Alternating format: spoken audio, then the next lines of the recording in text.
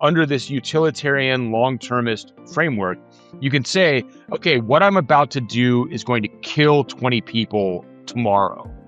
But because I'm so smart, because I'm genetically gifted, because I'm genetically superior, I know that that same action 50 years from now is going to save 100 people. And therefore, killing these 20 people today is ethically justified, and I'm fine, and I'm going to go ahead and do it. Sam Bankman-Fried specifically told Carolyn Ellison, she testified under oath, that he did not believe that moral rules such as don't lie and don't steal applied under utilitarianism. And I think he's correct. So he didn't believe that he had any obligation to tell the truth. He didn't have any obligation to abide by agreements that he had made with his customers, because he believed himself to be such a genius that he could predict the future implications of his actions today. And that's where you get, I'm going to steal all your money now and invest it into Anthropic, another AI startup, because I am 100% confident that they're going to create God. And that is literally the chain of logic that that underwrote this, one of the largest frauds in history.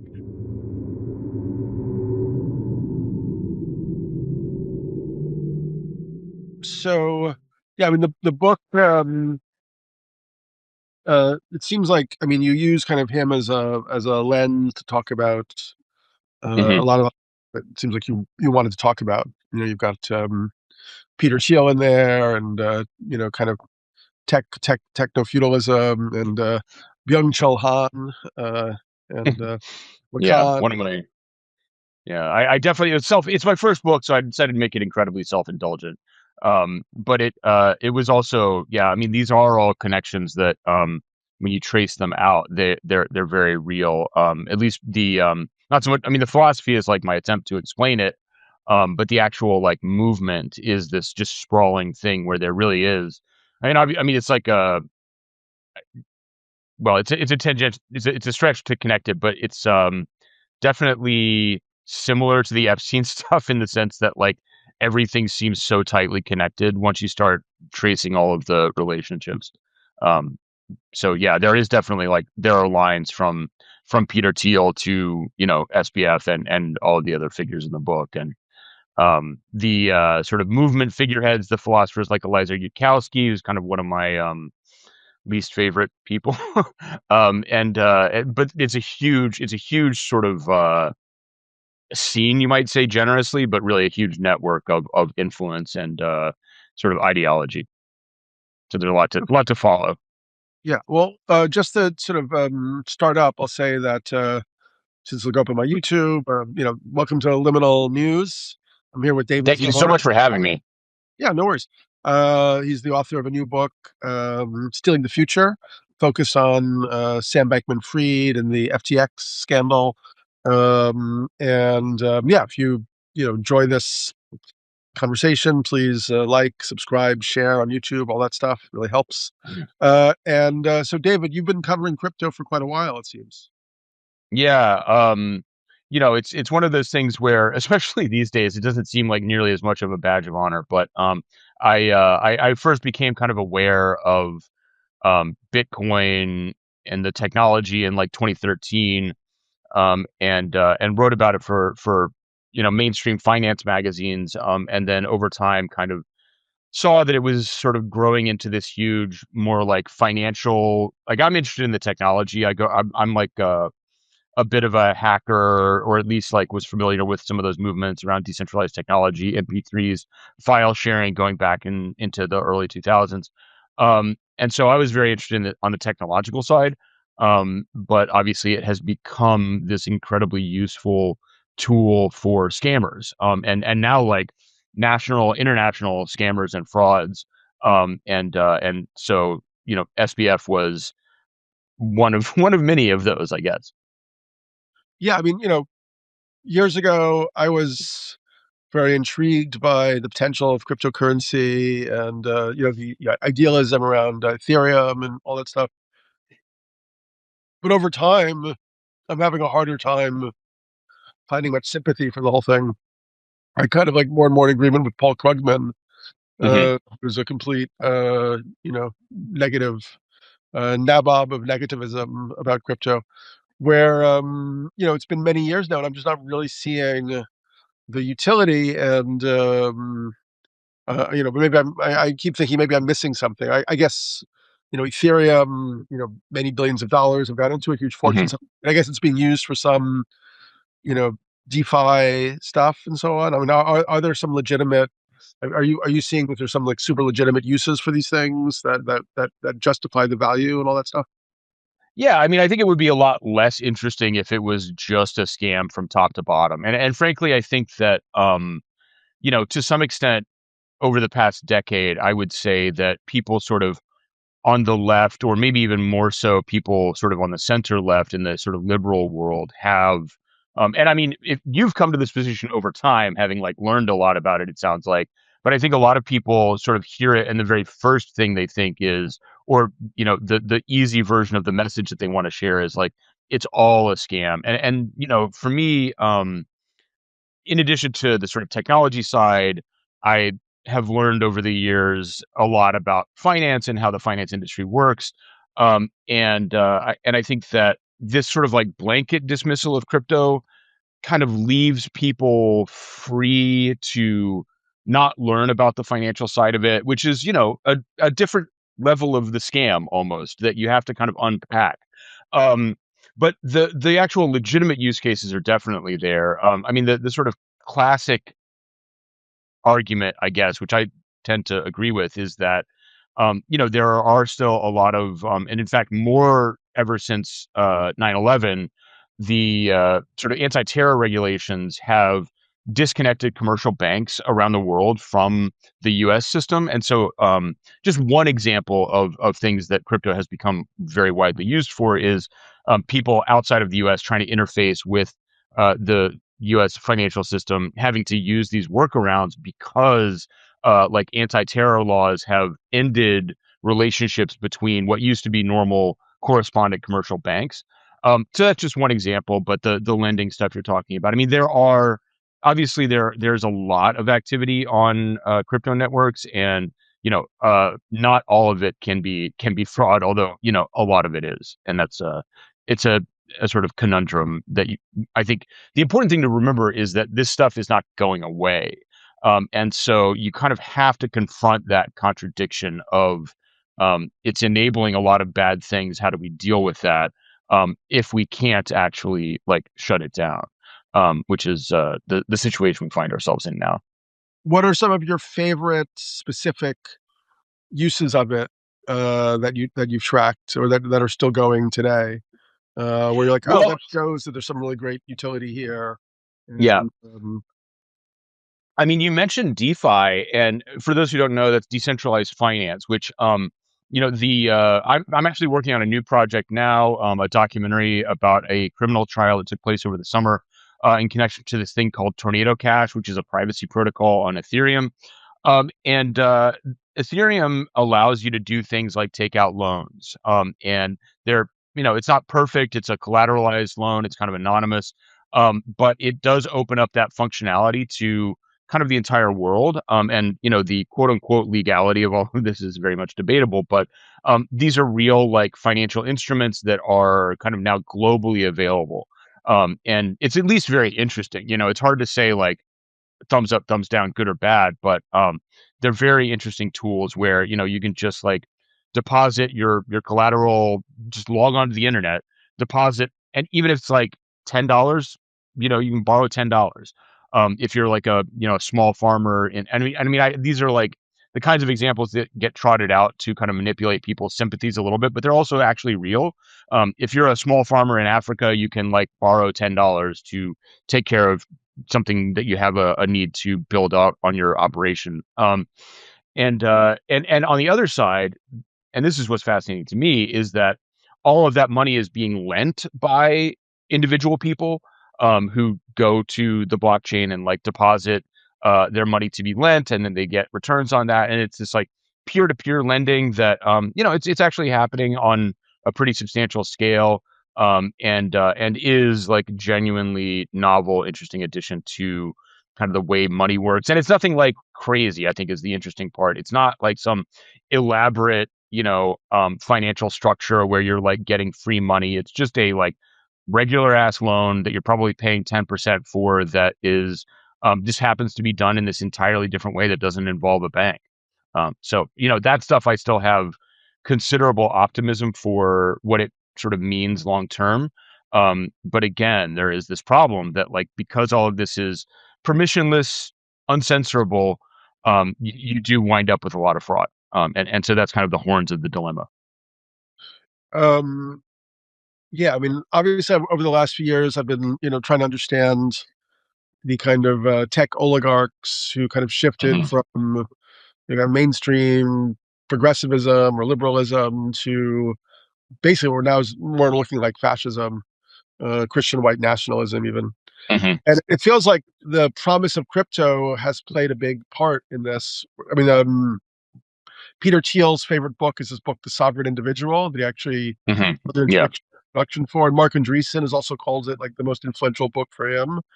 And it's a very strange. I mean, that's like I'm sure you've read it, right? It was like I'm familiar with it, but I haven't read it. No. okay, the two libertarians in 1997 basically argued that as a result of digital technologies, ultimately you would not have national centralized currencies, and ultimately you wouldn't have nation states. Hmm. And so the future would be this sort of disruptive breakdown of the nation state, and sovereign individuals would be able to create their sort of private fiefdoms.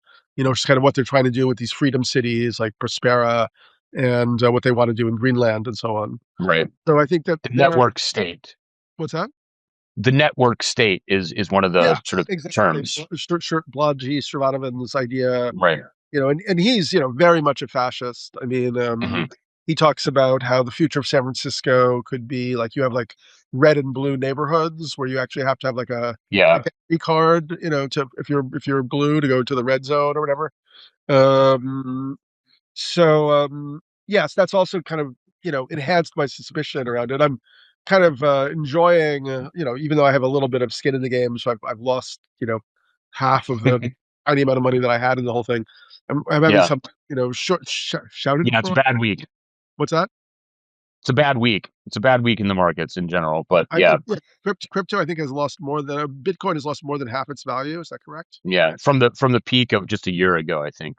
Um, 120. and yeah, I mean, the opportunities for Schadenfreude in this space are like infinite because basically every 4 years there's something like this where there's a huge crash and there's like somebody who has cooked up. And I think this is actually a pretty crucial point is that like crypto itself is kind of limited in its usefulness for elite fraud, which is part of the subtitle of my book is that and the sort of network state stuff is I think very tied into fraud. One of my sort of I kind of problems that I work at a lot and partly get at in the book is that there is this connection between eugenics, authoritarian thought, and just straight up fraud. Because basically, and I think in Sam Bankman-Fried's case, it's very much the case that like when you think of yourself as a genius, you don't think you're capable of making mistakes, and so you act accordingly, and wind up just lying rampantly, which is what he did.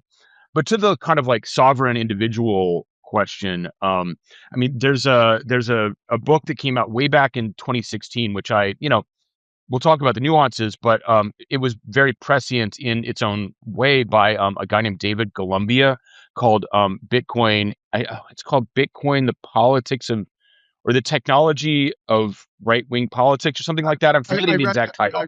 I read that book and I found it very persuasive. Yeah, I'll look it yeah. up.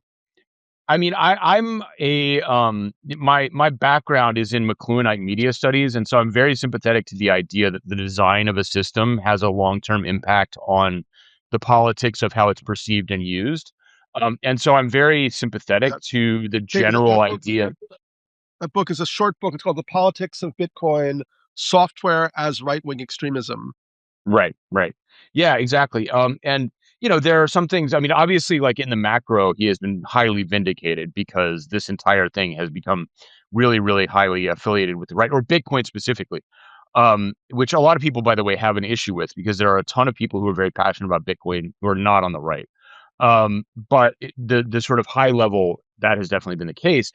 And just to kind of like spell out for anybody who might not be super familiar with like the practical elements of this, I mean, the very, very simple version of the argument is that because Bitcoin allows you to kind of like hold property entirely yourself with like no institutional affiliation, no like reliance on a government, that then makes it sort of more appealing to, you think back even to the 90s or 2000s, like survivalists, the like prepper movement. This sort of resonates with that in the kind of like self-reliance sense. I think that the actual like rhetoric around Bitcoin is probably even more right wing long term than the actual technology itself. It became, very discussed as like a sort of counterpoint to the Federal Reserve's ability to centrally manage a currency, which obviously, again, those of us who have memories of the 90s and 2000s, the sort of opposition to the Fed as this like supposedly undemocratic actor in the economy is very, very right wing coded. So I think that's a strong connection there.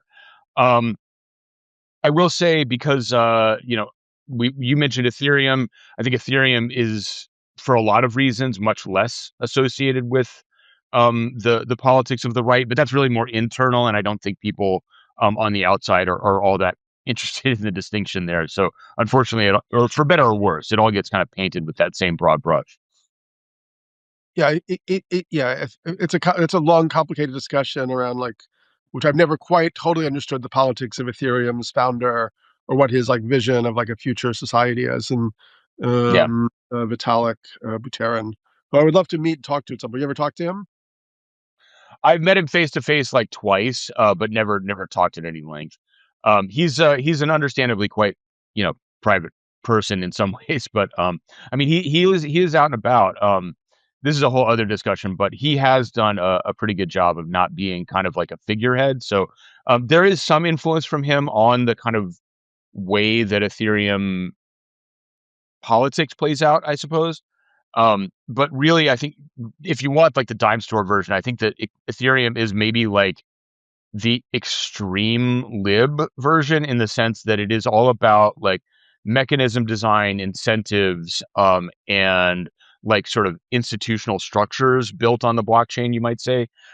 So it's very much like market liberalism, I think, would be how I would describe the Ethereum ethos. Yeah. Well, let's go through Sam Bankman-Fried's story a little bit, and we'll come back to more of the macro scale stuff Hmm. towards the. Um. So, how old is he now? When was he born? I'm not going to be able to tell you exactly, but I'm going to say like 32 or 33 at this point. And so he grew up in a very privileged background, right? His parents were Stanford professors. His mother Hmm. was an ethicist. Yeah. What was his father? A lawyer or a law professor or something? Well, I mean, this is where it gets really fun. His father was a lawyer, focused on tax policy, and specifically focused on, at least theoretically, trying to fight money laundering internationally, which, obviously his son became a major vector for international money laundering. And then Joe Bankman is his name. Um, Frankly, became an accessory to all of these crimes. And then because there was no second trial, a lot of those did not get investigated, or at least exposed in court. So there's still kind of some loose threads there with the parents. Right. I mean, what's the father's name again? What was his first name? Joe Bankman. Yeah. Yeah. I mean, even more than an accessory, from what I noticed in the book, you're talking about how they brought in Bankman brought in a lawyer who'd been part Right. of fraud. What was it called? United Bet or something, some kind of poker thing. Ultimate bet. Yeah. And the guy's name is Friedberg or Dan Friedberg. Yeah, Daniel Friedberg. And this is where this might be the part of the entire thing that smells like the absolute most fishy. If you want to think about it as maybe more than just a fraud. Because yeah, like Joe Bankman hired Dan Friedberg to be basically the head of a full, like the entire FTX operation. of the legal head of FTX as a whole, at a time when it was already known that he had been caught participating in a cover-up of a fraud where, coincidentally, perhaps, Ultimate Bet was an online poker site, and they were using software to steal from their customers, effectively, which is what FTX wound up doing as well. So it's a very, very weird thing. Like, you're the Stanford professor, father of an entrepreneur.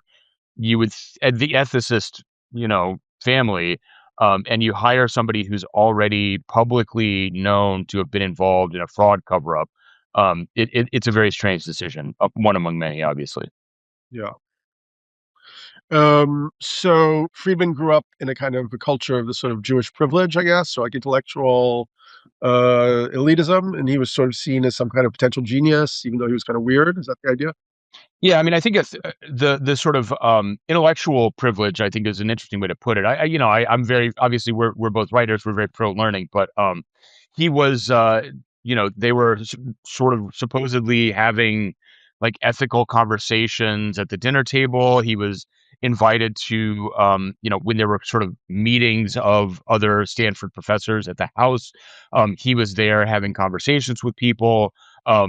Supposedly very intellectually mature, very like thoughtful. And I mean, this gets to one of the real, I think, deep puzzles that I'm, trying to get out of the book is, was Sam Bankman-Fried a genuinely good person at some point who like lost sight of that? Was he, I think he's at least to a significant degree a sociopath. But he did get this like education in specifically utilitarian philosophy, which I sort of spent some time in the book pointing out. I mean, I personally find utilitarianism pretty problematic, and I think that it feeds into a lot of authoritarianism. And so that was what he was sort of brought up to believe in. And we can talk about it, but utilitarianism also is very important to what I describe in the subtitle as techno-utopianism. But we now, I think, a lot of people are referring to it as just techno-authoritarianism or techno-fascism, which we see again from people like Peter Thiel, and in various forms in our actual government now. So that's part of the effort of the book, is to really tie all of that together under that utilitarian umbrella, which is what he was being taught at home. So you're saying that his parents, in that sense, were probably atheists or secular materialists? Oh yes, they were very much atheist, secular material, secular Jewish, and one of the fascinating examples of, um, I write a decent amount about Michael Lewis, who is the finance writer who wrote an unfortunately really badly conceived and deeply flawed book about Sam Bankman-Fried that came out before the criminal trial started. And one of the stories that, Kind of saw him as a hero, right? He was a big fan. He thought, oh, this is a rebel who's breaking up the yeah, system. yeah, yeah, and that's I think been Michael Lewis's stock in trade, and he sort of has found these heroes of capitalism, you might say, and written these very laudatory books. But it's fascinating that this this fraud happened kind of in the middle of him reporting this book, and he just wasn't able to turn the ship to where he could actually like acknowledge that he had been misled. And so the book basically comes off as a defense of Sam Bankman-Fried.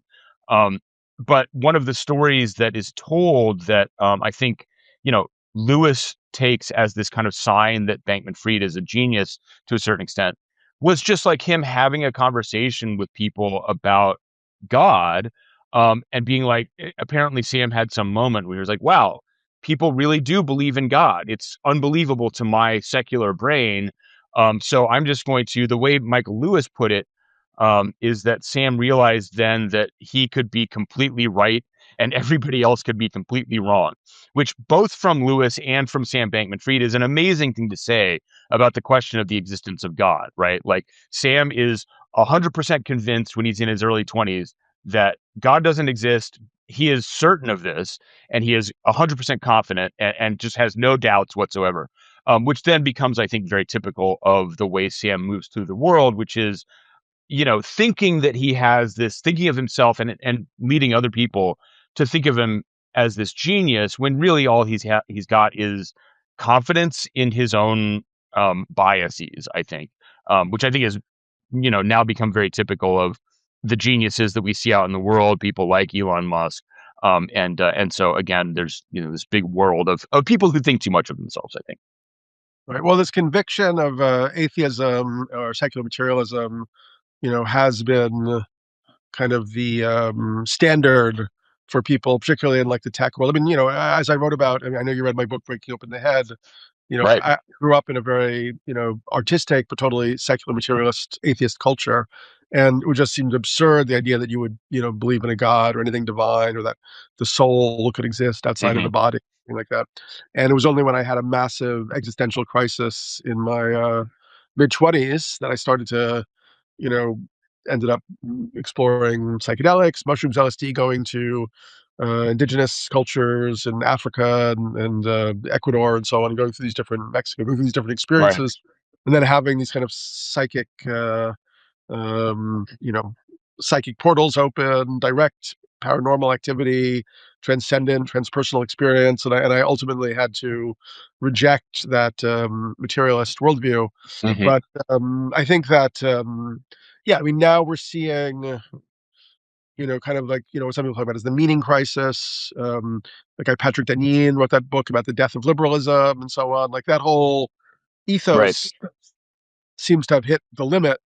And personally, I believe that there's a better alternative to the scientific theory of, rational materialism, which is something along the lines of monistic or analytic idealism that somebody like Bernardo Castrup, explores, or, Eric Swami or Rudolf Steiner, which Hmm. basically argues ELT. So basically argues that consciousness is more likely the fundamental reality, and everything we experience is a projection or extension of that field of consciousness itself. And yeah, I think that until our whole paradigm toggles in that direction, we'll be in this madness that we've entered into. Hmm. Thiel is interesting because he's clearly, I would say, a nihilist, but he understands the value of religious belief because he needs Hmm. to, convince enough of the underclass that he has their best interests at heart, Hmm. and Oh yeah, avoid. I mean that's just cynical. Peter Thiel pretending to be a Christian is just like, Yeah, I mean, it's interesting sort of politically, but it's not so much interesting theologically because he's just bullshitting. But I think that probably it doesn't come up a ton in the book, but somewhat of a subtext of the book is, my issue with the secular materialists is not necessarily just the confidence that God doesn't exist, but the confidence that in the absence of God, humans can know everything. This is really like there is no humility in, and you hear it now again when you listen to like Sam Altman, who I feel like is just Sam Bankman-Fried 2.0, and we're going to find out. But the fundament, and this is sort of where we go from Sam Bankman-Fried into this techno-utopian project, which is the OpenAI people, who, by the way, share this effective altruist and rationalist ideology with Sam Bankman-Fried. They sincerely believe that they're going to build, what they variously call artificial general intelligence, but really they believe is going to be a kind of computer god. They believe that they can get knowledge about the entire world into a box in digital form. And I spent some time in the book talking about just how deeply flawed and terminally flawed this conception is. I mean, there are, if you start learning about physics, I don't know if you're familiar with the thought experiment called Maxwell's demon, but if you try to come up with a model by which you can understand everything in the universe, it's actually physically impossible. The process of gathering knowledge creates enough entropy that humans cannot ever have total knowledge of reality. That sort of is intuitively true. But you kind of have to go to a little bit of an extent to prove it, because these people are so committed to this idea that you can just scan the universe and have the AI come up with the total answer to everything. And that, I think, as I further argue, is where you find these like gigantic blowups, frauds like FTX, but also the giant blowup that we're about to have of AI, LLM based AI scaling hitting its limit after we've promised that we're going to invent God. But that's not going to happen. even though we're super confident. And so we have just economic catastrophes driven by this materialist confidence in our own knowledge. And so, whatever the sort of like spirit I have, maybe I have a more intellectual view of God than you might. I'm not, super intimate with your views, but one of the things that I say in the book is that a certain strain of religion over time has been very focused on the idea that we should fear God.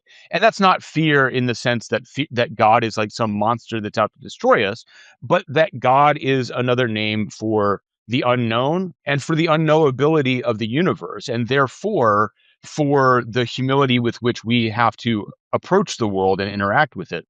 And so I think that like that's where the secular humanism sort of reaches its own self-destructive limit, is in order for that worldview to make sense, you have to conceive of it as eventually reaching some totalizing knowledge.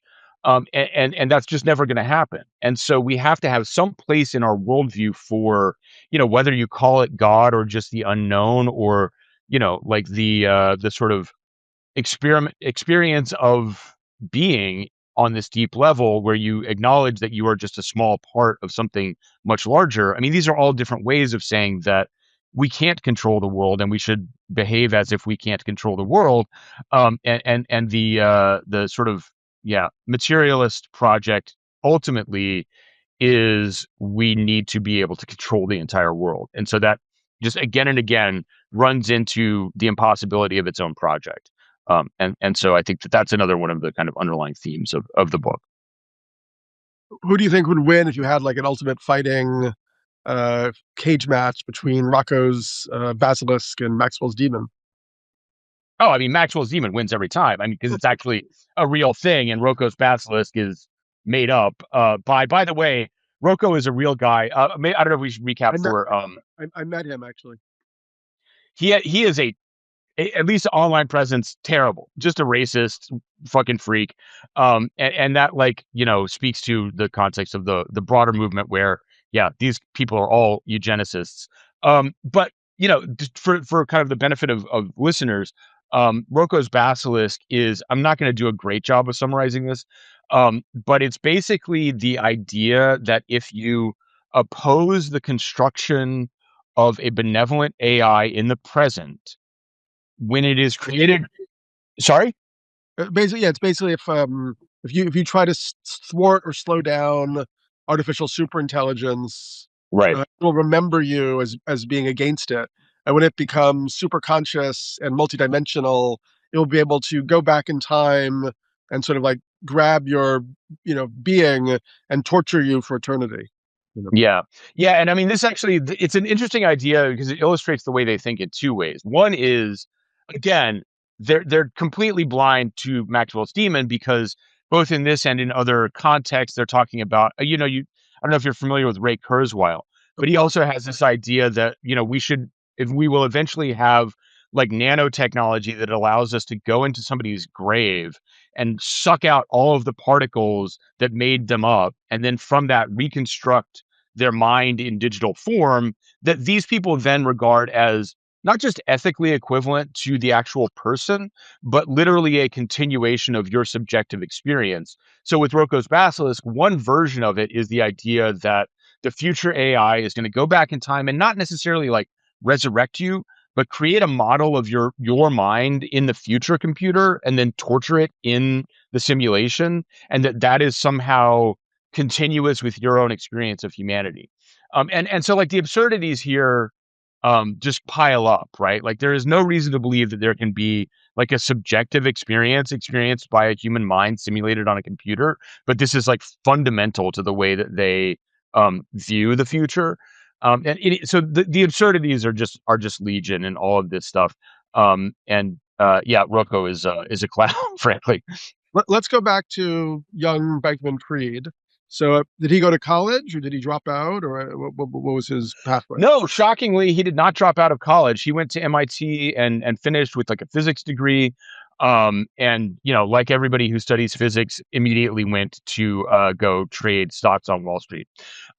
So that was kind of his arc. And I mean, one of the funniest things about the Sam Bankman-Fried story is he's in college and he's kind of like, he describes himself as being a little bit lost at that time, unsure of what he wants to do with his life, thinking about volunteering or maybe going to be a doctor, and then having this meeting with Ware McCaskill, who's one of the two sort of figureheads Yeah. of effective altruism. And Ware McCaskill sells him on this idea that's called earn to give. And that is this pitch that if you are good, for example, at a lucrative job like stock trading, even if you're really philanthropic, even if you want to do the best thing for the world, you should not go volunteer for like a nonprofit that's actually trying to improve the world. You should make all of this money and then donate it to a nonprofit, which, this is one of the, for a long time, one of the main concepts of effective altruism. And we could talk more about it. But the very funny part of all of this is that Sam Bankman-Fried has this like ethical revelation and then does exactly the same thing as every other kid in his position, which is get a physics degree at MIT and then go to Wall Street to trade stocks. So there's this like gloss of ethics on it, but the actual thing that he does is exactly the same as some guy who just wants to get rich on Wall Street, which I think is very emblematic of the way these people operate, which is really just to put like a thin kind of rhetorical justification on the thing that they already want to do. Yeah.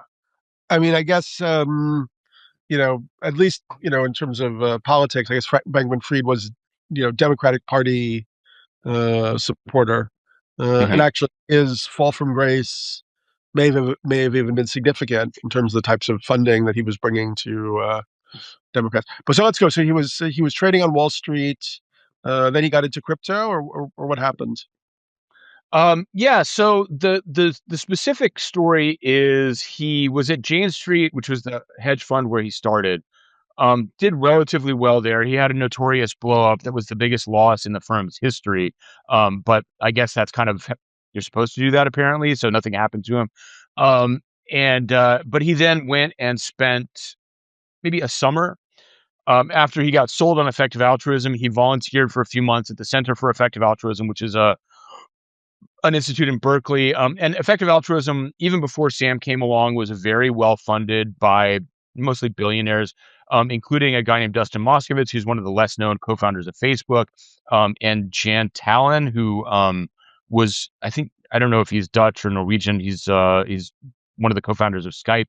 And so it's all very funded by the tech world. Anyway, Sam went to the Center for Effective Altruism for 3 months. He hated volunteering. He's pretty much a lazy and untalented guy at everything except for trading. And that's, he talks about it kind of quite openly. And so while he was volunteering at this nonprofit, he was actually mostly trading crypto and doing very little of the actual volunteer work that he had signed up for. And then from there went and founded a hedge fund called Alameda Research. That was kind of immediately a flop, believe it or not. The narrative for a long time was that he made a bunch of money arbitraging on Bitcoin prices between Japan and other exchanges, just doing really simple buy low here, sell high there. And he did make, maybe $35 million, but according to insiders, that sort of went away very quickly. He made a lot of bad trades personally in the early Alameda days, would like lose funds. And so in 2018, I mean, literally like lose funds, like not know where they were. And so in 2018, a group of people who had been sort of co-founders of Alameda in some sense, including, people who were effective altruists, tried to depose Sam, basically saying like he's a habitual liar. He has been having inappropriate sexual relationships with underlings. And this is, 2018. This is 4 years before the same things were going to happen at FTX. But Will McCaskill, the Oxford-based effective altruist co-founder, basically went to bat for Sam at the time. McCaskill's name was used to kind of bully and silence people who were critical of Bankman-Fried. And then about half of the Alameda team left to go found a different hedge fund that's still successful today in the UK. So like Sam was the sort of weak half of the team. The people who left, they're still doing fine. Um, so that happened, and then it's starting to look interesting in many ways. There are parallels to what's going on now. Obviously, at OpenAI, people tried to push out Sam Altman in part because they claimed he was a habitual liar. And we also, the past couple of days, have seen Elon Musk selling his companies to his other companies to effectively give them big bailouts. And in retrospect, that's what the founding of FTX looks like. Sam used staff, money, and time from Alameda Research to start building FTX, which is illegal because he's not giving any claims on FTX to his previous Alameda investors. And so, this was just kind of like, okay, Alameda is not going well. We actually had all of our loans reversed. There was tax records showing that they had, at least according to the tax filings, they lost something like $3 billion between 2020 and 2023. So there's a lot of signs that Alameda was not going well. He started FTX, And arguably, Alameda is like a sort of a crypto fund, or kind of like a crypto. yeah, hedge fund trading shop. They just traded their own book to try and make money by arbitrage, or eventually they started doing much more crazy stuff, which is when they started losing money a lot. And then he started FTX, which became FTX. What was different between FTX and Alameda in terms of what it was doing or its mission? Yeah. What was So Alameda, hedge fund, they have a portfolio, they buy and sell, they take profits from successful trades. FTX, at least in theory, was just a crypto exchange where you have a platform and users can come and trade their own assets to, let's say, bet on the price of Bitcoin going up. So it's the users who are making those bets, whereas at Alameda, it's actually the company itself that has positions and is taking risks when it's trading crypto. The problem was that ultimately the problem wound up being that Alameda was still around when FTX, the exchange, started up, and Alameda was still trading on FTX. And as we found out later, had special privileges that effectively allowed it to borrow and it seems then lose all of the money that actual customers had deposited in FTX. And that's the basic fraud that was alleged, was he just gave Alameda access to all the money. When FTX was going well, what was the competitive advantage that it was understood to have? Yeah.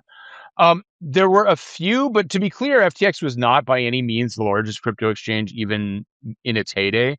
FTX was sort of understood to have a pretty good interface, some perhaps technical advantages, but I've really never talked to anybody who was like completely clear on that competitive advantage. I think a lot of what what FTX had was good marketing. They had good messaging, good marketing, and of course, the fact that Sam Bankman-Fried was this effective altruist who, not only was he like saying, I'm going to use all of these profits for good, he was actually kind of openly cynical about cryptocurrency itself, which I think in a perverse way, as Matt Levine from Bloomberg kind of observed later, that cynicism weirdly made people trust him a little bit more. He was, to some extent, he said, like, all crypto is a scam, but we can make money off of it. So we're just going to make money off of it. So it was kind of openly cynical in a certain way. I remember reading some interview with him that was maybe a year or 6 months before he collapsed, where I was like, I can't even believe it. Like what he's saying is this is openly a Ponzi scheme that has no intrinsic value and is just a marketing scam, basically.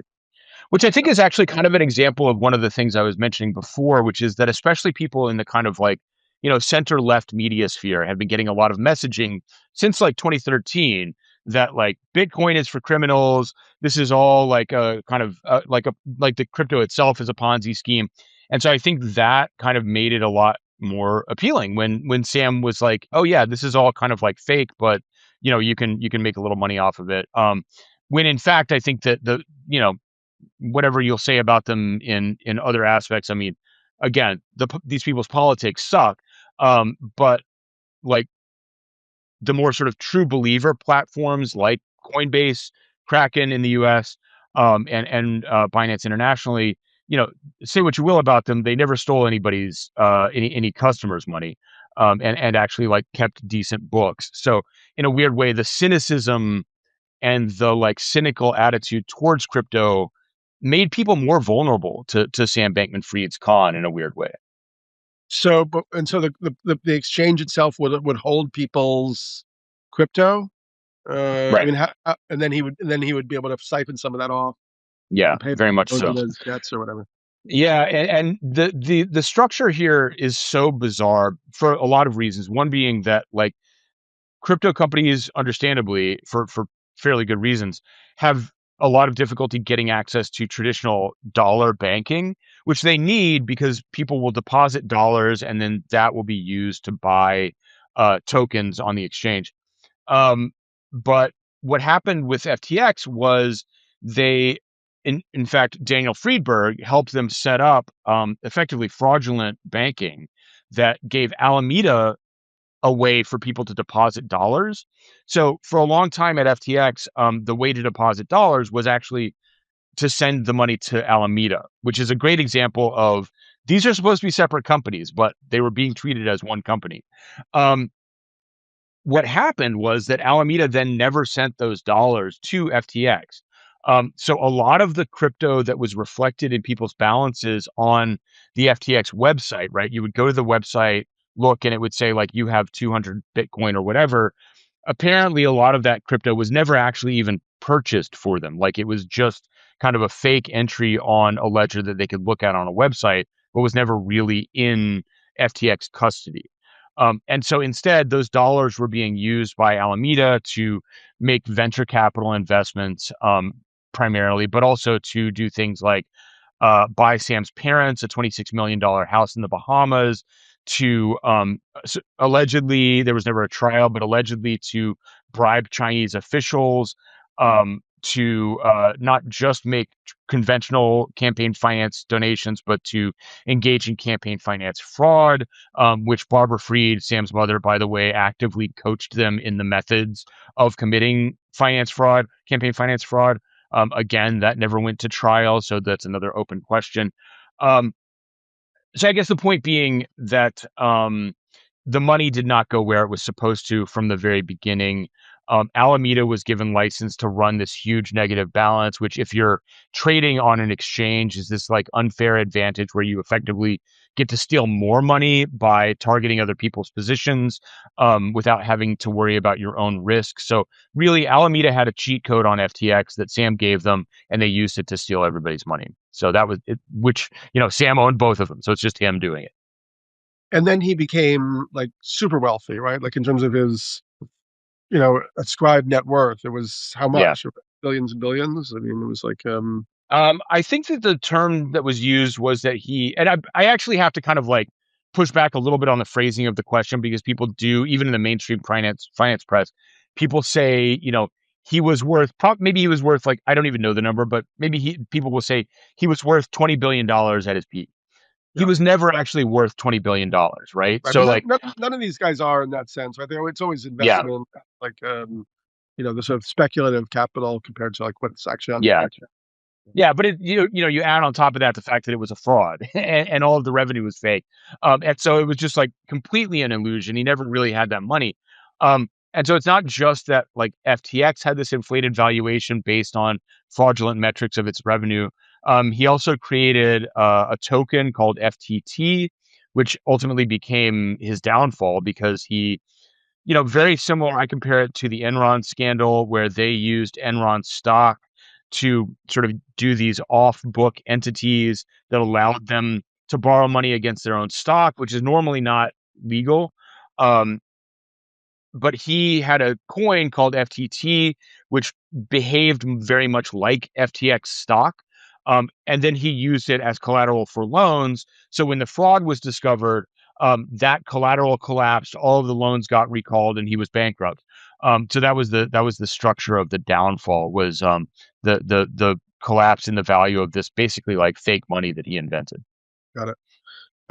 So how long? I mean, he was like a folk hero. He was like lauded. Somebody was in like all these amazing. I can't remember. There was like Bill Clinton or he was on stage with all these great Yeah. people. Bill Clinton, Tony Blair, It was great, like great lineup. a 2 year kind of period where he was like king of the world, basically. Yeah. Yeah, and I mean, just to be super clear, all of these people were being paid to sit next to this guy, right? Like, it wasn't like Bill Clinton was calling somebody and being like, "Hey, I really want to come and be on stage with Sam Bankman-Fried." What actually happened specifically was SBF connected with this guy named Michael Kives, who had been a former chief of staff for Hillary Clinton and then became a major bundler for the Clintons.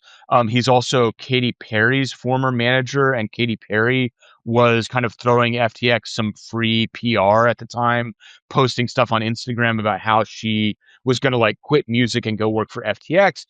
So all of this stuff that at the time, and like they hired God, what was the football player's name? Tom Brady. So they gave Tom Brady like $30 million for 3 5-minute appearances or something insane like that. Um, all of this appearance of kind of social validation, the Clinton thing. I mean, I think Clinton got ripped off. He only got, I think, like 20 grand to go do that appearance. So he sold out pretty cheap. Um, and all of these people were getting paid to kind of create this halo around Sam by sitting next to him, taking pictures, and it was all kind of quite centered on Michael Kives, who kind of got off clean. He got $500 million of largely stolen customer funds given to his venture fund slash PR firm. And one of the deals within that deal was FTX paid something like effectively like $20 million. I'm using round numbers here, but they bought indirectly a vodka company that Kives had co-founded with one of the Kardashians that had some like minuscule valuation of like a few million, and they wound up paying like 100 million for it without doing any due diligence. And so like all of this was just handouts by Sam rampantly to anybody who he thought could be influential and help him. Michael Kives just being one particular example there. And part of Friedman's whole shtick was he was always in those like ugly shorts and t-shirts. He never wore Hmm. a suit or whatever. So it was like he was such a genius that he didn't have to be in like the Right. normal way of being or whatever. And then I guess, after his downfall, we learned more about the culture around him, kind of like, ketamine, polyamory, kind of like sort of chaotic, kind of young people who really didn't have their shit together, who were just kind of like, Mhm. is that, would you say that's a, Well, I mean, I think that it's actually kind of a crucial distinction. I don't think I've heard, and maybe I just haven't seen this, and I'm sure they were, yeah, but I don't know about ketamine specifically. What I do know is that they were being, let's amphetamine? say, quote unquote prescribed amphetamines, or whether it's Ritalin or Adderall or whatever. Sam had a genuine medical diagnosis of like serious anhedonia and clinical depression, and he had these things called MSAM patches, which the drug is called selegiline. Which is an anti-Parkinson's treatment primarily that's sometimes prescribed for serious cases of depression. So I mean, Sam genuinely did suffer clinical depression, and I'm not going to judge his use of stimulants to try and counter that. But we do know that stimulant use, and this is a really crazy but very real parallel. Obviously, stimulant use was rampant in the Third Reich, and it Yeah. made people more obedient. And that's one of the things that Carolyn Ellison, one of the convicted co-conspirators, said in her actual, clemency plea when she was sentenced, was that she had developed a serious Adderall addiction and tolerance, and that sort of impaired her critical thinking. I mean, these are all bad people, by the way. I'm not going to defend Carolyn Ellison. She's a racist too, scientific racist who wrote about it a lot. But she did sort of make the point that yes, there was a lot of Adderall going around, and it probably contributed to the fraud by reducing people's capacity to sort of look at the big picture of what they were doing, and instead to focus on this constant activity, which is, as you mentioned, where Byung-Chul Han comes into my book. These were people who sort of willingly submitted themselves to total capitalist exploitation. The exploitation of their own bodies. You mentioned Sam's dress, but he also like was sort of notoriously he didn't just wear shorts. He like looked like garbage all the time. He was increasingly overweight over the years. He never got his hair cut. He sort of knew that his hair was part of his image. And he also very studiously put out this message that he was like barely sleeping, right? Which was probably true. You're on two different kinds of amphetamines, but he would like fall. He was like, I sleep on the beanbag in my office. All of this like hustle culture, grind stuff that we would now recognize, or that we've known for a long time, is like affiliated with Silicon Valley and the sort of culture of startups where we're not going to sleep, we're going to work 24/7. And oh wait, our like lack of sleep led us to make some really bad mistakes is also what happens a lot. So it was he performed, but the performance wound up leading to his downfall. Cool. I mean, I think that's mostly what is useful to say about him and the whole thing that happened, unless there's anything else that we missed. Now, the intricacies of the fraud are less interesting than the actual like network that I think created and supported him and sort of taught him how to think about it, which is the main focus of the book, really. And so that network includes his like childhood, family network, but also the kind of culture of Silicon Valley and the sort of tech finance world, like the effective altruism. I know Musk and Thiel are also, I think, more well. Yeah, I mean, for them, it's a great excuse not to give anything to philanthropy, because if you're doing the thing that's going to make people live forever or live for, or take over the galaxy, then that's way more important than trying to save people from malaria or anything like that, right? Mm-hmm. Yeah, and this is this is kind of the maybe the core point of the book, because the ideas do come, some of them from Silicon Valley. Peter Thiel was one of the first funders of Eliezer Yudkowsky. He gave Yudkowsky $1 million to start the Machine Intelligence Research Institute, which, basically has led to OpenAI and the current AI moment, while, weirdly claiming that AI is the most dangerous thing in the world. Yudkowsky is fascinating, an extremely tragic figure. But the really like key ideas actually come from Oxford. So like McCaskill is at Oxford, Toby Ord is at Oxford, Nick Bostrom is at Oxford, another notorious racist and techno-utopian. Their idea, as you say, is we need to think about what life is going to be like 20,000 years from now, right? When Musk talks about becoming a multiplanetary or intergalactic species, he's talking about this vision of, human expansion, which, to a certain extent, we all like dream of living amongst the stars. Star Trek is a thing. It doesn't make you evil just because you want to go settle another planet. But it's when the key thing that McCaskill introduced to all of this is they explicitly claim that future humans should be treated as ethically equivalent to presently living humans. Which again, the reason that becomes a sort of authoritarian trap is that it assumes that the impact of your actions today in the far future. And then if you claim to know that, then you can say, under this utilitarian long-termist framework, you can say, okay, what I'm about to do is going to kill 20 people tomorrow. But because I'm so smart, because I'm genetically gifted, because I'm genetically superior, I know that that same action 50 years from now is going to save 100 people. And therefore, killing these 20 people today is ethically justified, and I'm fine, and I'm going to go ahead and do it. Sam Bankman-Fried specifically told Carolyn Ellison, she testified under oath, that he did not believe that moral rules such as don't lie and don't steal applied under utilitarianism. And I think he's correct. So he didn't believe that he had any obligation to tell the truth. He didn't have any obligation to abide by agreements that he had made with his customers, because he believed himself to be such a genius that he could predict the future implications of his actions today. And that's where you get, I'm going to steal all your money now and invest it into Anthropic, another AI startup, because I am 100% confident that they're going to create God. And that is literally the chain of logic that that underwrote this, one of the largest frauds in history. it also makes sense if you, from a nihilist perspective, like a materialist, if you believe that consciousness is totally annihilated with the death of the brain, then really the only thing that would, matter to you would be building a system, an advanced technological system that could preserve, ego identity and consciousness, which is Yeah.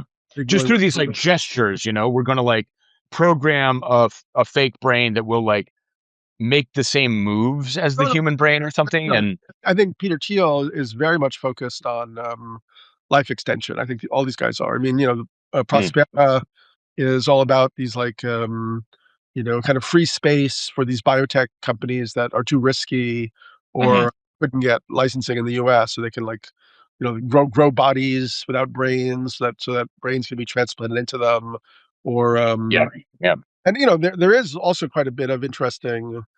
I know they've reverse engineered mice to be younger and so on. So, it's quite possible they're on the cutting edge of doing this kind of stuff. You never know. I mean, we'll see what yeah. happens. Um, um, cool.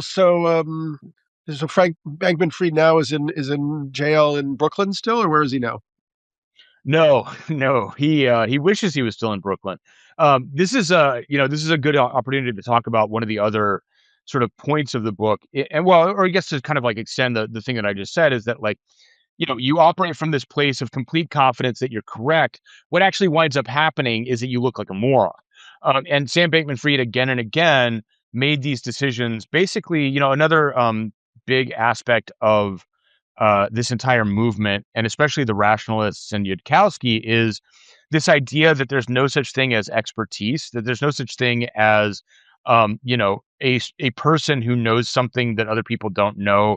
All they care about is IQ, right? Like this independent single metric of intelligence. And so they all believe that they can reason things out from first principles. They all believe that they are, just because they're like smart in some abstract sense, that they're good at everything. And we've seen this with like Elon Musk interfering with the government and things like that. In Sam's case, this manifested in some very funny behavior, um, specifically in his total defiance of his lawyer's advice about anything and everything.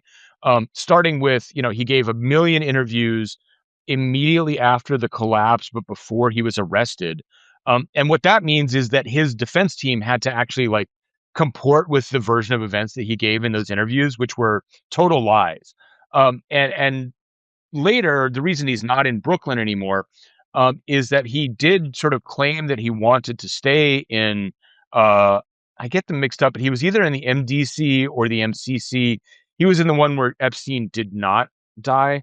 Um, but he gave a jailhouse interview to Tucker Carlson using the phone system, or I guess it was like an electronic system that's normally supposed to be used for talking to family.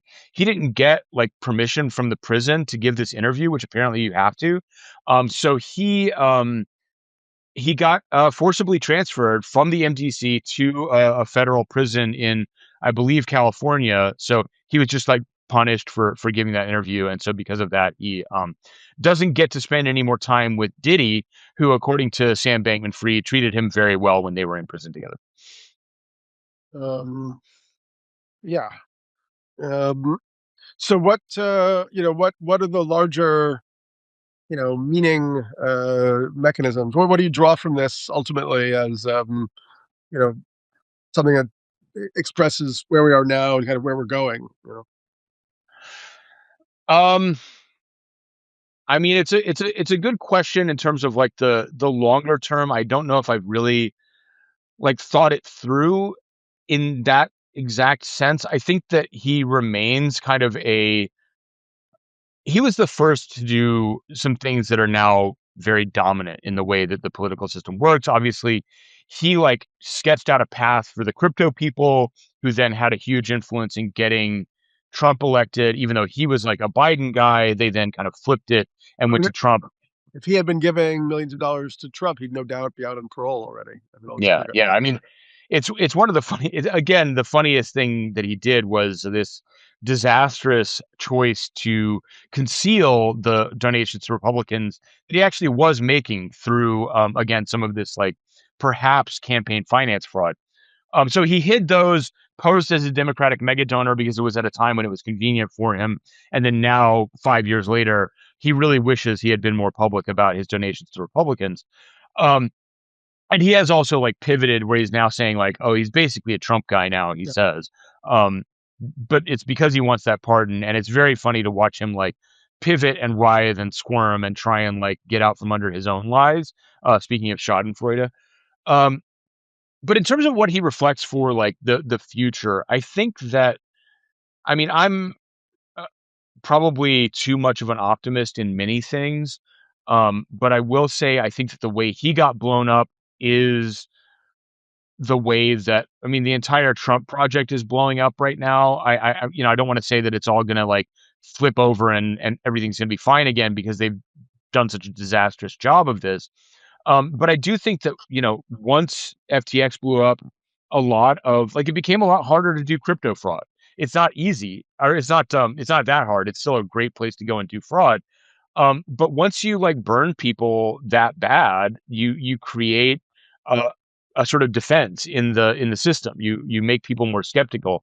And so I do think that we are reaching a certain, maybe not end point, but I think that there is much more skepticism out there ambiently, not just of like crypto, but I think I see a lot more.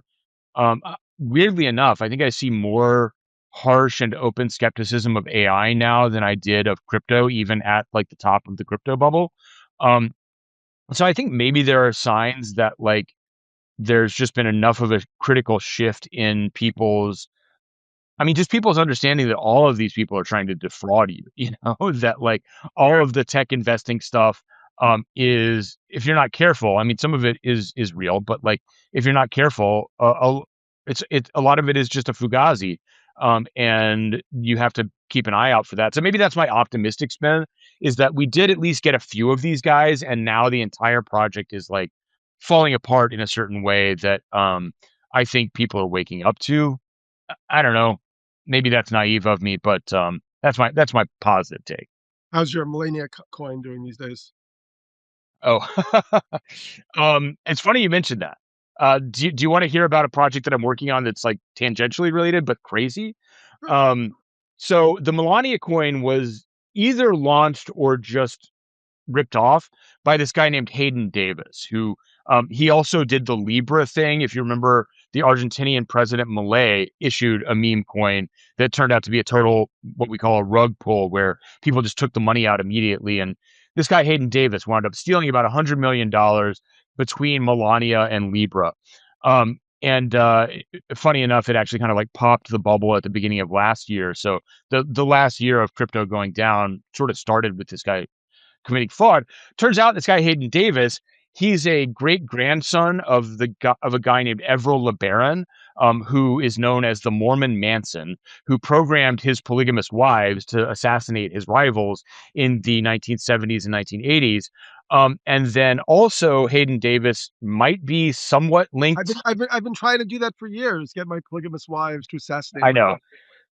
I shouldn't say this in public, but truly living the dream, this guy.